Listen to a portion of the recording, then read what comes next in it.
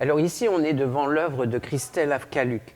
C'est une œuvre que j'aime particulièrement parce que regardez l'économie de moyens qu'elle emploie, rien qu'un crayon gris, son espace de la feuille.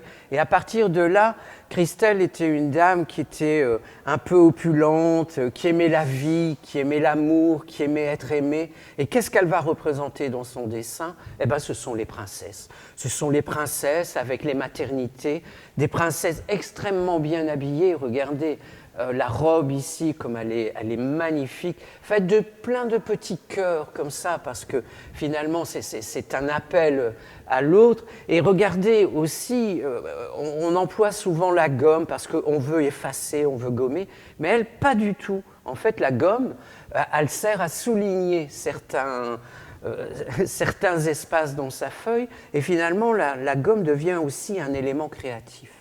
Alors, ce que je trouvais prodigieux aussi dans l'œuvre de Christelle, c'est que finalement, cette ode à l'amour et cet amour qu'elle voulait atteindre absolument, à partir de là, elle a inventé, à l'instar de Picasso avec la colombe de la paix, elle a inventé la colombe de l'amour, et qu'on peut retrouver ici. Très souvent, dans ses dessins, on voit cet oiseau, vous voyez, avec l'enveloppe, avec les cœurs, où elle porte ce courrier à l'autre. C'est une œuvre qui demande à être pénétrée petit à petit. Alors, ce qu'on remarque aussi dans son travail, c'est que l'homme souvent est très petit.